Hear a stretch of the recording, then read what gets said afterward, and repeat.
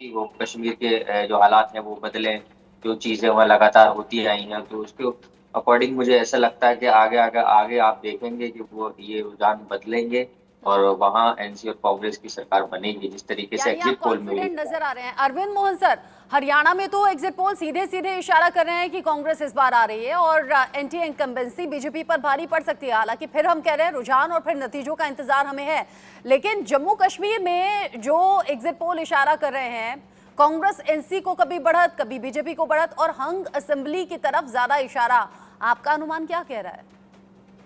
नहीं, अभी इस इशारे से भी लग रहा है कि कांग्रेस एनसी आगे है। अभी कोई बहुत पीछे होने की स्थिति नहीं है। और दूसरा ये है कि असेंबली कैसी बनती है या सरकार कैसी बनेगी, ये अभी कई चीज़ों पर निर्भर करेगा। कश्मीर के मामले को सेंसिटिव ही नहीं है, वो कॉम्प्लिकेटेड भी है, क्योंकि इतनी छोटी पार्टियां हैं। और जो बीजेपी जिस बीजेपी ने इतने बड़े फैसले कश्मीर को लेके कराए हैं, वो बीजेपी घाटी से एब्सेंट है। लोकसभा चुनाव में भी वो नहीं थी और इस चुनाव में भी उसकी कोई ऐसी प्रेजेंस नहीं, और उसने कोई गठबंधन भी नहीं किया है। खुला गठबंधन अगर किसी से हुआ होता तो इसलिए सब लोग डाउटफुल हैं, जो भी नेशनल कॉन्फ्रेंस और कांग्रेस के अलावा हैं, उन सब पे ये ठप्पा है, राशिद इंजीनियर पर भी, कि बीजेपी ने इनको छोड़ा है। उनको वही सफाई देने में मुश्किल हो रही है। मैं हिमांशु तो भट्ट आगे सर, अभी जी हिमांशु भट्ट सर को भी ले आता हूं इस चर्चा के बीच में। हिमांशु भट्ट सर, अभी जो रुझान सामने आ रहे हैं, खासतौर पर मैं भी जम्मू कश्मीर पर नहीं जा रहा हूं, मैं हरियाणा पर जा रहा हूं। यहां पर एग्जिट पोल एक बात साफ कहते दिखे, कांग्रेस बहुमत के साथ आने की तैयारी में कर रही है। लेकिन हम सबको यह नहीं भूलना होगा कि कांग्रेस, आम आदमी पार्टी, इसके साथ आईएनएलडी, बीएसपी और एएसपी और जेजेपी, इन सब ने अलग अलग तरीके से चुनाव लड़ा है, पूरी ताकत के साथ चुनाव लड़ा है। क्या इस सब में कांग्रेस को एज देना एग्जिट पोल में आपको सही लग रहा है, या फिर आपको लग रहा है तस्वीर बदल सकती है? देखिए राजीव जी, पिछले 5 साल के एग्जिट पोल्स के नतीजे हम देख ले और एग्जैक्ट रिजल्ट देख ले तो उसमें कोई सामंजस्य नहीं मिलेगा। पिछले 5 साल से जितने भी चुनाव हुए, लोकसभा का भी इंक्लूड कर ले इसको और राज्यों के विधानसभा का, वहां पर जहां किसी ने गुजरात में माना नहीं था, वहां बीजेपी को 156 सीटें आ गई। जहां किसी ने माना नहीं था, वहां बीजेपी को 240 सीटें आ गई और विपक्ष के 234 सीटें हो गई लोकसभा के अंदर। तो ऐसे नतीजे एग्जिट पोल्स में नहीं दिखाए गए थे। मैं अपने 30-35 साल के तजुर्बे में देख चुका हूं कि पिछले 5 साल में जितने एग्जिट पोल्स गलत हुए हैं उतने कभी नहीं हुए। तो मैं वो चीज को ध्यान में रखते हुए एक ही चीज टेक्निकल बताऊंगा आपको कि भैया नतीजे जो भी हो, एक तो क्लोज रहेंगे। दूसरी बात ये कि समझिए कि विधानसभा क्षेत्र और जब 90 सीट वाला छोटा सा राज्य हो तो टेक्निकल ये बात होती है कि 13 से 14 राउंड की। ठीक है, आप रहिए। इस बीच आ रही है एक बड़ी खबर, हरियाणा को लेकर ही बड़ी खबर है। लाडवा से सीएम नायब सिंह सैनी आगे चल रहे हैं, गढ़ी सांपला से भूपेंद्र सिंह हुड्डा आगे चल रहे हैं। यानी कि ये रुझान तेजी से बदलेंगे और नाम लगातार बड़े सामने आ रहे हैं। उधर हिसार से सावित्री जिंदल, जो निर्दलीय उम्मीदवार के तौर पर हैं, वो आगे चल रही हैं, और अंबाला कैंट से अनिल विज पीछे। और रुझानों में कांग्रेस ने बहुमत का आंकड़ा पार कर लिया है। आप नीचे की पट्टी देखेंगे तो आप समझ जाएंगे हम ऐसा क्यों कह रहे हैं। बीजेपी 19 पर है, कांग्रेस यहां 46 पर पहुंच गई है, यानी कि यहां बहुमत का आंकड़ा छू लिया है। सरकार बनाने के लिए बहुमत का जो आंकड़ा चाहिए वो 46 या 46 प्लस होना चाहिए। 46 के आंकड़े पर कांग्रेस पहुंच गई है। 34 मिनट के अंदर ये सबसे तेजी के साथ रुझानों में बहुमत के आंकड़े पर कांग्रेस पहुंची है। हालांकि हम लगातार कह रहे हैं अभी पोस्टल बैलेट प्रमुखता से गिने गए हैं, लिहाजा अभी राजनीतिक कार्यकर्ताओं को कोई एक साइड बात लेके नहीं चलनी चाहिए। लेकिन जो हम दिखा रहे हैं वो वर्तमान आंकड़ा है, सिर्फ 34 मिनट के अंदर रुझानों में कांग्रेस हरियाणा में बहुमत। अभिषेक तिवारी जी, ये किस तरफ इशारा है? कांग्रेस 46 पर, लेकिन आम आदमी पार्टी इसमें कहीं दूर दूर तक दिखाई नहीं दे रही। देखिए, अभी ये शुरुआती रुझान है। आम आदमी पार्टी ने पूरी ताकत के साथ हरियाणा के अंदर चुनाव लड़ा और हरियाणा की जनता ने बहुत प्यार और आशीर्वाद दिया। लेकिन एक बात तो तय है, ये जो शुरुआती रुझान है कि भारतीय जनता पार्टी का पूरी तरीके से सफाया होना तय है, और जो ये डबल इंजन की सरकार है, तो इस सफाई में आपकी झाड़ू का कितना योगदान है? नहीं, आम आदमी पार्टी पूरी मजबूती के साथ चुनाव लड़ी है हरियाणा में, और आगे आगे देखिए मुझे लगता है हरियाणा विधानसभा के जो चाबी होगा अरविंद केजरीवाल जी और आम आदमी पार्टी के हाथों में होने जा रहा है। लेकिन ये अभी डबल भी इंजन की सरकार से पूरी जनता, हरियाणा की जनता के साथ साथ देश की जनता, हर एक राज्य परेशान है। तो हर डबल इंजन की सरकार से का सफाया भी हो रहा है। अब आपने मार्च अप्रैल में देखा, जून के अंदर देखा कि पहला इंजन खराब हुआ, अब ये दूसरा इंजन भी खराब होने जा रहा है। तो हरियाणा की जनता के साथ साथ और भी राज्य की चलिए जनता समझदार है। संदीप जी भी, संदीप यादव जी भी जुड़ गए। मैं सबको लगातार मौका देना चाहूंगा, कांग्रेस के प्रवक्ता हैं संदीप जी। मेरे ख्याल से आज घी के लड्डू बन रहे होंगे और गोहाना के मर्दाना जलेब तो मंगा ही लिए होंगे आपने, और ये घी मिलावटी नहीं होगा। जी बिल्कुल। देखिए, ये बहुत ही महत्वपूर्ण रिजल्ट आ रहा है। कांग्रेस बहुमत का आंकड़ा जो है वो छू चुकी है। शुरुआती रुझानों में हरियाणा में 46 दिखा रहा है। तो अभी मामला ये है कि ये जीत है घृणा की राजनीति के ऊपर, प्रोग्रेस की राजनीति का, ये सांप्रदायिकता की राजनीति के ऊपर प्रेम की राजनीति, मोहब्बत की दुकान की जीत है। ये राहुल गांधी की विजनरी भारत जोड़ो यात्रा की जीत है। ये सामाजिक न्याय यात्रा और सामाजिक न्याय के विचारों की जीत है। ये जीत है भारत की जनता की, हरियाणा की जनता की, जम्मू और कश्मीर की जनता की। अच्छा, अभी तो रुझानों में ही कांग्रेस आगे है, लेकिन देखिए मिठाई बंटने लगी है, लड्डू खाते हुए तस्वीरें लगातार सामने आ रही है। यानी कि जो जश्न है वो मनाना अभी से शुरू कर दिया है। कहीं इस जश्न में जल्दबाजी तो नहीं है? संदीप जी, एक सवाल और मैं आपसे पूछूंगी। कांग्रेस तो बहुमत का आंकड़ा छू चुकी है, लेकिन हुड्डा के ये देखिए, पहले तो चलिए सेलिब्रेशन दिखा देते हैं। नाच गाना ढोल की से शुरू हो गए। ढोल की थाप की आवाज अलग ही हो जाती है, और इतना जल्दी हो तो उसमें जोश होता है क्योंकि सुबह की ताकत, एनर्जी होती है। ये फिलहाल कांग्रेस का हाथ और उसके ऑफिस के सामने ढोल बज रहे हैं, डांस शुरू हो गया है, कईयों ने मिठाइयां खिलानी शुरू भी कर दी हैं।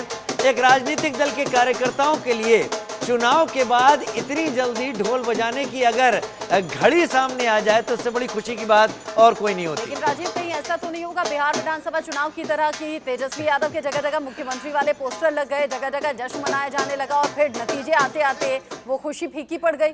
ईवीएम की बात है, ईवीएम खुलेगी, वो सबके लिए है। ईवीएम में क्या निकल कर आता है, अभी पोस्टल बैलेट काम कर रहे हैं। हम सबको खुश होने के एक एक कारण दिखाई पड़ रहे हैं, सबको का मतलब हर पार्टी के राजनीतिक कार्यकर्ता को। लेकिन उम्मीद करते हैं अगले 1-2 घंटे के बाद चीजें साफ स्पष्ट होनी शुरू होंगी। अच्छा, नए अंदाज में अब देख लीजिए टीवी स्क्रीन पर ये बीचों बीच ये जो तस्वीरें आप देख रहे हैं, हरियाणा विधानसभा चुनाव 2024, जिस तरीके से अभी तक के रुझान है, 19 पर बीजेपी आगे, और ये प्रधानमंत्री नरेंद्र मोदी की फोटो के साथ में आप बीजेपी का आंकड़ा देख रहे हैं, जबकि कांग्रेस की तरफ से आप राहुल गांधी का फोटो देख रहे हैं। 46 सीटों पर आगे, 46 यानी कि बहुमत का आंकड़ा कांग्रेस ने कर दिया है टच। लेकिन संदीप जी, मैं आपसे सवाल कर रही थी, भूपेंद्र सिंह हुड्डा के घर के बाहर बहुत ज्यादा भीड़ है समर्थकों की। वहां इंडिया न्यूज संवाददाता पहुंची हुई थी, बात कर रही थी कि भाई आंकड़ा जिस तरीके से बढ़ रहा है, क्या हुड्डा मुख्यमंत्री बनेंगे या फिर शैलजा? शैलजा के नाम पर लोग जैसे भड़क गए, वो कहने लगे एमएलए थोड़े ना उनके साथ में है। यानी कि अभी तो नतीजे आए भी नहीं, अभी से जो दो फाड़ हो रहे हैं, कहीं मुश्किल तो नहीं हो जाएगी? वो इसका निर्णय लेगा और इस जीत में सभी की हिस्सेदारी है, और ये केवल मीडिया द्वारा क्रिएट की गई एक समस्या है। इसका कहीं कोई हकीकत से लेना देना नहीं। पिछले 10 सालों से जमीन पर अरे भाई, हुड्डा के समर्थक बोल रहे थे सर। हुड्डा के समर्थक निर्णय नहीं लेंगे। जो कांग्रेस पार्टी का शीर्ष नेतृत्व है, राज्य का नेतृत्व है, वो लोग मिल बैठकर निर्णय लेंगे और निर्णय सभी के हित में होगा। चलिए सुखविंदर सिंह का मैं रुख कर लेता हूं, एनसी के प्रवक्ता मेरे साथ इस वक्त जुड़े हुए हैं। बहुत स्वागत है आपका। जो तस्वीर निकलकर सामने आ रही है जम्मू कश्मीर से फिलहाल रुझानों की, सुखविंदर जी मैं वो बता देता हूं। 27 पर बीजेपी आगे है, 9 पर कांग्रेस, 21 पर एनसी और 4 पर पीडीपी। यानी अगर 21 और 9 मिलाया जाए तो 30, 27 के मुकाबले 3 पर 3 से भारी हैं। आपको क्या उम्मीदें हैं फिलहाल, सुखविंदर जी? आपके तमाम पैनलिस्ट को मेरा नमस्कार। देखिए, सबसे पहले मैं थैंक्स करना चाहूँगा सुप्रीम कोर्ट ऑफ इंडिया और इलेक्शन कमीशन ऑफ इंडिया कि जिन्होंने हमें 10 सालों के बाद हमारे लोगों का दर्द समझा और जम्मू कश्मीर को एक उसकी पहचान दिलाने की कोशिश की। तो जहाँ तक अभी तक रुझानों का जो मैं देख रहा हूँ आपके टीवी स्क्रीन के ऊपर, तो देखिए कहीं ना कहीं नेशनल कॉन्फ्रेंस और हमारी जो गठबंधन है वो कहीं ना कहीं सरकार बनाने की कोशिश पूरी किए जा रहे हैं। और बड़े अच्छे आंकड़े मैं आपको बता दूंगा, 1-1.5 घंटे के बाद देखिएगा आप, ये बीजेपी का जो ग्राफ अभी ऊपर चल रहा है, ये कहीं ना कहीं ये फिर नीचे आ जाएगा। तो ये अभी तक आंकड़े जो तकरीबन है, ये मैं समझता हूं कि ये जम्मू के साथ ज्यादा सामने आ रहे हैं। कश्मीर का अभी कहीं ना कहीं वो अभी इतना नहीं आ रहा। तो ये देखिएगा जम्मू में भी बीजेपी के बहुत सारे जो दिग्गज लीडर हैं, जैसे रविंदर रैना जी, मैं आपके स्क्रीन पे देख रहा था, पीछे चल रहे हैं, पीछे चल रहे हैं। देखिए कहीं ना कहीं ये आपको मैं बता दूं कि कहीं ना कहीं बहुत सारे बीजेपी के जो दिग्गज लीडर हैं वो भी इस बार हार का सामना जरूर देखेंगे। बिलाल खान जी, आपको भी ऐसा लगता है? मुबारकबाद हरियाणा के लोगों को दूंगा। जिस तरीके से पहलवानों का मुद्दा हो, किसानों का मुद्दा हो, इनके नेता लगातार 3 काले कानून लाने की बात करते रहे, कंगना, तो कहीं ना कहीं इन चीजों से बहुत नुकसान पहुंचा है बीजेपी को। क्योंकि मैं आपको रोकूंगा एक मिनट। इस वक्त बड़गाम से उम्मीदवार नेशनल कॉन्फ्रेंस, बेचैनी क्यों है कि हम फटाफट कूद जाते हैं और कहते हैं ना कि हम जी बस उनके समर्थन का खैर मकदम करते हैं। उनका समर्थन ना हमने मांगा, ना वहाँ से मिला, ना फिलहाल उसकी कोई ज़रूरत है। नतीजे निकल जाने दीजिए, उसके बाद तमाम पार्टियां जो है बैठ के उन पे जो है अपना वो करेंगे analysis. Sir, early trends are giving an edge to NC. No, I don't go by early trends. Last time when results came out, I came here for a run. Early trends were I was winning. घर पहुंच के सारा बदल गया। मुझे early trends मत बताइए ना, लंच के बाद बात करेंगे। Sir, will Umar Abdullah win from both Budgam and इंशाल्लाह, but no it's who can say, जो अल्लाह ताला ने रखा होगा वही होगा। और जो गांदरबल और बड़गाम के लोगों ने, मैंने अपने तरफ से जितना मैं कर सकता था किया, और बाकी You've been meeting people. बाकी डब्बों में है ना, अब डब्बों से निकले नतीजे फिर देखें। ओके, चलो, all the best, good luck. ये देखिए जलेबियां दिख रही हैं, और वो भी बड़ी बड़ी जलेबियां। कुछ रिएक्शन से सुनते हैं। और जीत का मजा हो तो और ज्यादा अच्छा लगेगा। हमारे नेता राहुल गांधी ने जब से जलेबी खाई है, पूरे देश में जलेबी की चर्चा है, और मैं समझता हूँ हर आदमी जलेबी खाना चाहता है। राहुल गांधी की जलेबी, प्यार की जलेबी, मोहब्बत की जलेबी, हरियाणा में जीत की जलेबी, हुड्डा के नाम की जलेबी, प्रियंका के नाम की जलेबी, क्योंकि जलेबी खाएंगे तो अच्छे दिन आएंगे। और मैं समझता हूँ आज हरियाणा पूरा राहुल गांधी के साथ खड़ा है, और राहुल गांधी के सच्चाई के झंडे को लेकर चल रहा है, झूठ को नकार दिया है। दूसरी सरकार, प्रधानमंत्री कितना ही बोले, सब कहते हैं झूठ बोल रहे हैं। राहुल गांधी सबके साथ चल रहे हैं, और सच की जीत होगी। अंत में सच ही देश में झंडा फैला रहेगा, और वो समय आ गया है। जलेबी किसके लिए लाए आप?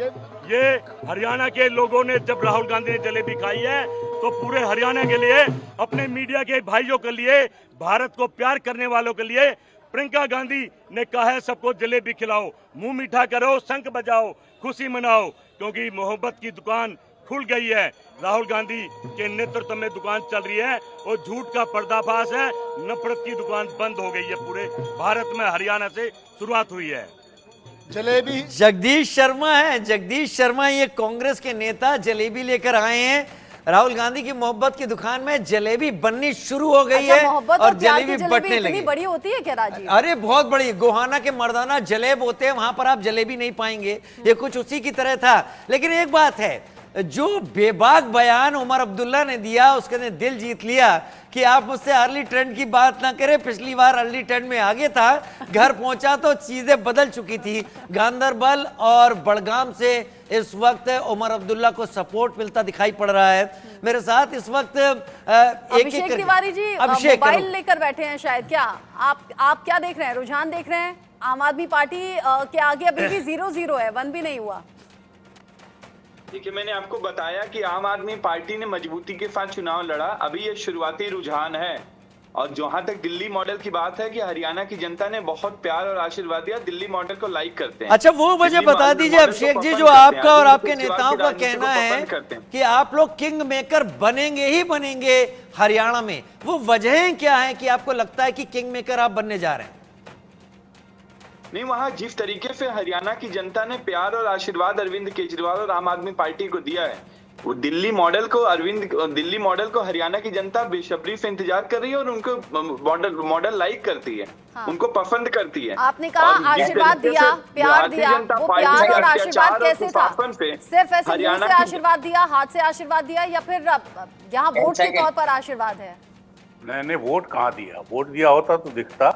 नहीं, अभी अरविंद जी ये शुरुआती रुझान अरविंद मुझे लगता है मैं इंतजार करना चाहिए। मैं अरविंद जी को लाना चाहूंगा, अरविंद जी का चेहरा लाना चाहूंगा। अरविंद जी, दो चीजों पर राय दीजिए। एक तो मैं वाकई कायल हो गया उमर अब्दुल्ला के बयान को लेकर। एक राजनेता परिणाम के वक्त, रुझान के वक्त खुलकर कह रहा है कि मुझसे अर्ली ट्रेंड की बात मत कीजिए, पिछली बार मेरे साथ कुछ हो चुका है ऐसा जिसके चलते मैं इस पर यकीन नहीं करूंगा। आप लोग भी, आप भी यकीन नहीं कर रहे हैं अर्ली ट्रेंड के ऊपर। क्या किंग मेकर आम आदमी पार्टी हरियाणा में बनेगी? एक इस पे जवाब दीजिए। और दूसरा, क्या जम्मू कश्मीर में वाकई जो उमर अब्दुल्ला कह रहे हैं अभी इंतजार करना होगा, हालात बदल सकते हैं, पलट सकते हैं? जम्मू कश्मीर का तो अभी नाजुक मामला है और क्या होगा अभी कहना मुश्किल है। और दूसरा ये है कि एक पॉलिटिशियन के तौर पे उमर काफी मैच्योर हुए इस बीच। पिछले कुछ वर्षों में जिन नेताओं ने काफी मैच्योरिटी हासिल की है, उमर उनमें एक हैं और उन पे भरोसा बाकी लोगों का भी है। बीजेपी के नेता या उनके विरोधी जो भी कहें, उनके हिंदुस्तानी पने पे और इसके किसी किस्म का कोई शक नहीं कर सकता। बाकी पॉलिटिकल मसलों में आपके मतभेद होंगे, लेकिन ऐसे वो मैच्योर हुए हैं काफी। तो इसलिए मुझे लगता है कि वो जो बोल रहे हैं उसमें सच्चाई अपनी जगह है और सच्चाई कहने की हिम्मत भी असल में। अच्छा अरविंद सर, आपने कहा कि उमर मैच्योर हुए हैं, मैच्योर होने में कि राहुल गांधी का नाम भी आप गिनेंगे? और अगर राहुल गांधी मैच्योरिटी के साथ हैंडल कर रहे हैं चीजों को, लोगों के बीच जा रहे हैं, तो क्या उसका फायदा हरियाणा और जम्मू कश्मीर दोनों जगह हम देख सकते हैं? निश्चित रूप से उनके मेजोरिटी का या उनके पर्सनालिटी के विकास का फायदा कांग्रेस को हुआ है, बहुत तेजी से हुआ है। और नरेंद्र मोदी जैसे बड़े लीडर के सामने खड़ा होना और खड़ा होके और इतने पराजय और इतना अपमान भी बीजेपी की तरफ से हुआ, उसको सहते हुए आगे बढ़ना, ये राहुल गांधी की मेजोरिटी को दिखाता है। और आज के तारीख में मैं कहूंगा कि उनके नाम का क्रेज है, ऐसी जगहों पे क्रेज है जिसको आप सामान्य पॉलिटिक्स से नहीं समझ सकते। जैसे पिछले लोकसभा चुनाव का मैं उदाहरण दूं, रांची शहर, हम सब लोग जानते हैं, रांची में वहाँ पढ़ा लिखा हूँ, वो बीजेपी और संघ का गढ़ रहा है। और वहाँ से कांग्रेस के नेता सुबोधकांत सहाय ने एक तरह से जीत करके अपनी बेटी को लड़ाया और उस सीट पे कांग्रेस को इतने अच्छे वोट मिले हैं। तो मुझे नहीं लगता कि सुबोधकांत या उनकी नई बेटी जो पॉलिटिक्स में आई है उसको मिला है। ठीक है सर, हिमांशु भट्ट सर को भी ले आता हूं। हिमांशु सर, मुझे बहुत सरप्राइजिंग लगेगा कि अगर जम्मू कश्मीर में जो नतीजे हैं, जो एक्सपेक्ट किए एग्जिट पोल ने, उनमें कोई बड़ा बदलाव हो जाता है, तो क्या आपको वर्तमान रुझान इसका संकेत देते हैं? क्योंकि बड़े हंसते हुए बेबाक अंदाज में उमर अब्दुल्ला ने बड़ी गंभीर बात कही कि मुझे मत समझाइए अभी क्या हो रहा है, मुझे इंतजार करना आता है। क्या वाकई इंतजार जरूरी है जम्मू कश्मीर के आंकड़ों में और परिणाम को देखते हुए? जम्मू कश्मीर हरियाणा दोनों में भैया, शायद कोई पॉलिटिशियन ने पिछले 15 दिनों में सबसे प्रैग्मेटिक और सच्ची बात कही तो अभी उमर अब्दुल्ला ने कही। अभी शुरू में 35 मिनट 40 मिनट नहीं हुए काउंटिंग के शुरू हुए और आप जश्न मनाना शुरू कर दो, वो किसी भी पार्टी के लिए ठीक नहीं है। भाजपा क्यों ना हो, कांग्रेस क्यों ना हो, एनसी क्यों ना हो, कोई भी पार्टी, आम आदमी पार्टी क्यों ना हो, सब विधानसभा में 1 से 2 लाख के बीच में वोट्स होते हैं, 13-14 राउंड का काउंटिंग होता है। तो जब तक 7 राउंड का काउंटिंग नहीं हो जाता, 7 राउंड का काउंटिंग आधा, तब तक प्रेडिक्ट करना भी मुश्किल है। हम वही बात कर सकते हैं, इसीलिए उमर अब्दुल्ला ने बताया कि भैया मुझे मत बताओ। That shows, his maturity। जो अरविंद जी ने बताया, अरविंद सर ने बताया, वो बहुत सही बात कही। वो कोई भी पॉलिटिशियन के लिए, अभी राहुल गांधी जी कितने मैच्योर है उसके लिए डिबेट हो सकती, मगर यहां तो इन्होंने बोल के बता दिया। अभी देखिए, 2 चीजें सुनिए आप, 40 मिनट के आपके प्रोग्राम में 2 बड़ी बड़ी चीजें हो गई। एक, उमर अब्दुल्ला प्रैग्मेटिकली सत्य बता के चले गए। दूसरी जगह पे लोग जलेबा बेच के अगर 2 घंटे बाद बदल गया, अगर समझ लो 2 घंटे बाद कुछ बदल गया, तो वो कहाँ जाएंगे? चलिए, पेट तो भर ही चुका है। संदीप यादव जी से पूछ लेते हैं। संदीप यादव जी, बहुत जल्दबाजी नहीं कर दी है? हिमांशु जी कह रहे हैं जो जलेबा लेकर आप खड़े हो गए, बहुत जल्दबाजी हो गई है, अभी तो मशीन खुली तक नहीं। अच्छा, इस बीच बड़ी खबर हरियाणा से, सिरसा से गोपाल कांडा पीछे चल रहे हैं। हिसार से निर्दलीय उम्मीदवार हैं सावित्री जिंदल, वो आगे हैं, आगे बरकरार हैं। जुलाना से विनेश फोगाट आ गए हैं, कांग्रेस का बड़ा चेहरा बना दी गई। अंबाला कैंट से सरप्राइज अनिल विज, जो ये कह रहे थे कि अगर हमारी सरकार बनी तो मुख्यमंत्री मैं बनना चाहूंगा, वो पीछे चल रहे हैं। हालांकि जल्दबाजी होगी, फिर वही कहना कि अभी तो पोस्टल बैलेट की गिनती चल रही है, लेकिन जुलाना से विनेश फोगाट का आगे होना मतलब बेटी के तौर पर भी और बहू के तौर पर भी सपोर्ट खूब मिला है। चलिए जम्मू कश्मीर का रुख करते हैं। सायरन, बड़ी खबर जम्मू कश्मीर, सूरनकोट से बीजेपी के मुश्ताक अहमद शाह आगे हो गए हैं। बिश्ना से कांग्रेस के नीरज कुंदन आगे हैं। पुलवामा से वहीदुर रहमान पारा आगे चल रहे हैं। डोडा से एनसी के खालिद नजीब आगे चल रहे हैं। ये जो आगे पीछे का दौर है ये अभी बहुत ज्यादा चलता रहेगा। अभी ये रुझान है, अभी पोस्टल बैलेट की गिनती चल रही है, ईवीएम खुलने अब शुरू हो जाएंगे और ईवीएम जब खुलेंगे तो बहुत तेजी से हो सकता है ये नंबर्स बढ़े भी और हो सकता है ये नंबर्स बदले भी। अभी फिलहाल की ताजा जानकारी आप टीवी स्क्रीन पर देख रहे हैं। सबसे पहले जम्मू कश्मीर का आप जान लीजिए। 90 में से 83 सीटों के रुझान सामने आ रहे हैं, जहां पर बीजेपी बढ़त बनाए हुए 28 सीटों पर। और यहाँ 28 का मैं 28 से नहीं कहूंगी राजीव, क्योंकि यहाँ कांग्रेस 10 पर और एनसी 28 पर, यानी 38 में से देखूंगी। हालांकि अदर्स 12 है, उस पर भी निगाहें में बनानी होंगी। गठबंधन आगे पीडीपी जाने इधर चली जाए या उधर चली जाए, 5 सीटों पर बढ़त बनाए हुए है, तो यहाँ अभी डाइसी मामला चल रहा है। लेकिन हरियाणा जहाँ पर 57 सीटों पर कांग्रेस आगे चल रही है और यहाँ बीजेपी है 22 पर, लेकिन मेरी नजर है जेजेपी और आम आदमी पार्टी पर, अदर्स में 11 जरूर है, लेकिन जेजेपी और आम आदमी पार्टी जेजेपी में बड़ा सवाल यहाँ पर यह है कि पूर्व उप मुख्यमंत्री दुष्यंत चौटाला उचाना से पीछे चल रहे थे अभी तक। ये एक बड़ा सेटबैक हो सकता है, लेकिन शुरुआती है। हम बार बार कह रहे हैं ये सब शुरुआती हैं। अभी पोस्टल बैलेट कंप्लीट हुए ही होंगे या फिर हो रहे होंगे। मेरे साथ इस वक्त कई सारे मेहमान जुड़े हुए हैं। मैं एक बार फिर से हिमांशु भट्ट सर आपसे ही शुरुआत करूंगा और बाकी तक जाने की कोशिश करूंगा। अब जो चीजें निकल रही हैं, क्या यहां पर आपको लग रहा है स्ट्रेटेजी काम की है या फिर इन चुनावों को लेकर एंटी इनकम्बेंसी जिम्मेदार रही? जम्मू कश्मीर में 10 साल से सरकार नहीं रही, वो गुस्सा सामने आया है, और हरियाणा में 10 साल से बीजेपी का रहना वो उसके खिलाफ जा रहा है। देखिए, पहले हरियाणा की बात करें, definitely anti incumbency is going to work, वो काम करने वाली। और एंटी इनकम्बेंसी की वजह से बीजेपी कम से कम 15 से 20 सीट कम आएगी जो वो आना चाहती है। और जहां तक जम्मू कश्मीर का सवाल है, देखिए 10 सालों में मैं इसको ऐसे नहीं देखता, मैं इसको अलग तरीके से देखता हूं। अभी तक जितने चुनाव जम्मू कश्मीर के अंदर हुए उसके आप आंकड़े उठा के देख ले तो वोटिंग परसेंटेज कभी भी 15-20-25 से ज्यादा बढ़ा नहीं जी। वो 20-25% से लेके जब 60% का वोटिंग होता है, ये 60 और 70% के बीच की बात है। सही कह रहे हैं आप, सही कह रहे हैं। तो जनाधार क्या होता है वो हमें देखना पड़ेगा। और 10 साल से जब चुनाव नहीं हुआ और उसके बाद अगर समझ लो 60% का वोटिंग होता है, तो बहुत सीधी सी बात है, जम्मू कश्मीर की प्रजा ने एक बात तो स्वीकार ली है कि वो भारत राष्ट्र का अंतर्गत भाग है, इंटीग्रल पार्ट ऑफ इंडिया वो है, इसमें कोई दो बात नहीं है। इसके बाद उनका ये बड़ी संख्या में बाहर आए, इसका मतलब यह होता है कि वो अपना स्वराज चाहते हैं। अभी वो स्वराज किसी भी रूप में हो, एनसी के रूप में हो, पीडीपी के रूप में हो, सजाद लोधी के पास जाए, वो राशिद इंजीनियर के पास जाए, मगर उनको खुद का राज चाहिए या फिर बीजेपी और कांग्रेस के पास चले जाए। मेरा कहने का मतलब यह है कि यह 60% का वोटिंग एक चीज दर्शाता है कि जम्मू कश्मीर की प्रजा पागल नहीं है।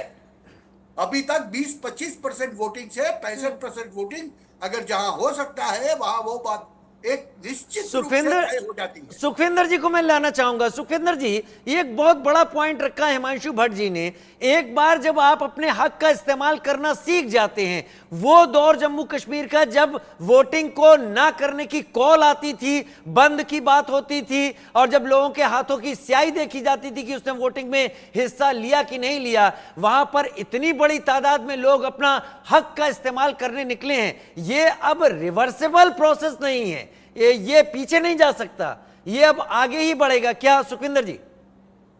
देखिए सर, एक चीज मैं क्लियर कर दूं कि 2008 में भी वोटिंग जम्मू